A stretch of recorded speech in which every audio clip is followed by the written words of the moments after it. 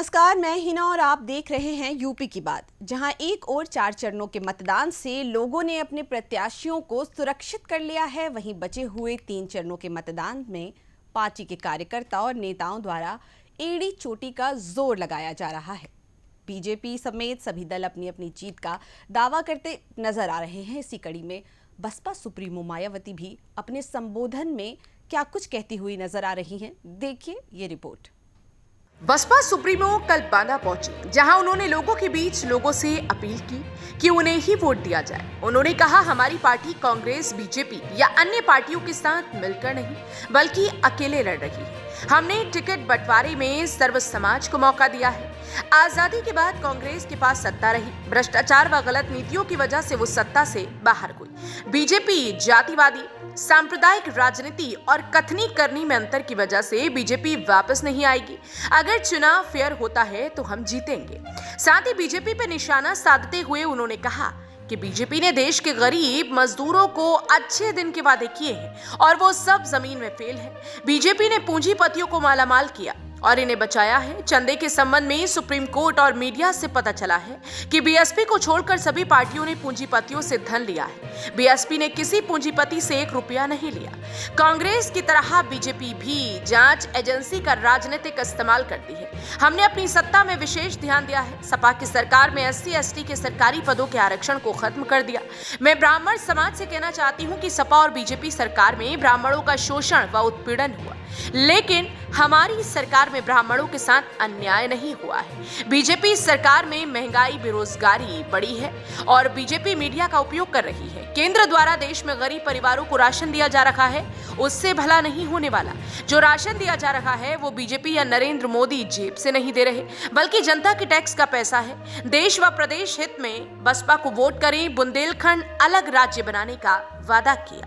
कि हमारी पार्टी ने यहाँ जिनको भी लोकसभा के लिए चुनाव के मैदान में उतारा है, आपके चित्रकूट मंडल में 2 लोकसभा की सीटें हैं। इन 2 लोकसभा की सीटों पर जिनको भी चुनाव के मैदान में उतारा है, जो आपके सामने मंच पर भी मौजूद हैं, तो उन्हें आपको जरूर कामयाब बनाना है।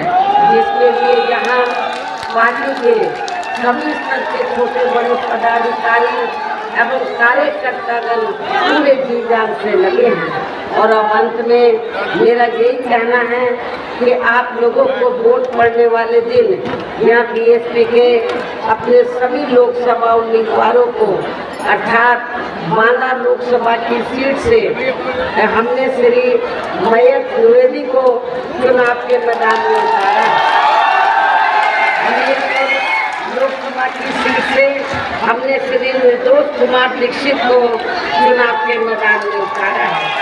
आपके चित्रकूट मंडल में मुझे इस बात की जानकारी है कि यहाँ पर अपर कास्ट समाज में से ब्राह्मण समाज की आबादी काफी ज्यादा है, इसलिए हमने इन दोनों सीटों पर ब्राह्मण समाज को चुनाव लड़ने का मौका दिया। इतना ही नहीं, हमीरपुर से लगी हुई जालौन सुरक्षित लोकसभा की सीट है, तो वहाँ से हमने श्री सुरेश चंद्र गौतम को हर बार को हमने चुनाव के मैदान में उतारा है। और जो आगे चलकर झांसी लोकसभा की सीट है, तो हमने झांसी लोकसभा की सीट से श्री रवि प्रकाश पुष्पा को, जयप्रकाश को हमने चुनाव के मैदान में उतारा है। तो मेरी आप लोगों को यही कहना है, पार्टी के लोगों से यही कहना है कि अब आप लोगों को अपनी पार्टी के, खास रूप से आज ये चित्रकूट मंडल की चुनावी जनसभा है, 2 लोकसभा की ये चुनावी जनसभा है, तो और आप लोग अपने कैंडिडेट के समर्थन में यहाँ बड़ी तादाद में पहुँचे हैं। मेरी अब आप लोगों से यही दरखास्त है कि आप लोगों को अपनी पार्टी का जो चुनाव चिन्ह हाथी है, हाथी चुनाव चिन्ह के सामने वाले बटन को दबाकर अपने दोनों प्रत्याशियों को जरूर कामयाब बनाएं। इनको भारी वोटों के अंतर से जरूर जिताना है, लेकिन आज आपकी दूर तक जो मुझे भीड़ नजर आ रही है, तो इससे तो ऐसा लग रहा है कि आपके दोनों सीटें रिकॉर्ड को वोटों के अंतर से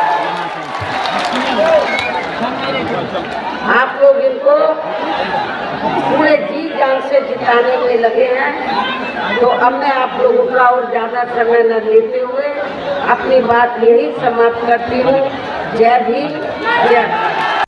बांदा चित्रकूट लोकसभा क्षेत्र में 5वें चरण में 20 मई को वोटिंग होनी है और यहां सपा से कृष्णा पटेल, भाजपा से आर.के. पटेल, बसपा से मयंक द्विवेदी प्रत्याशी हैं।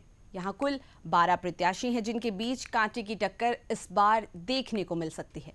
हम आपको उत्तर प्रदेश की सियासत में हो रही सारी हलचल की अपडेट देते रहेंगे। आप देखते रहिए यूपी की बात।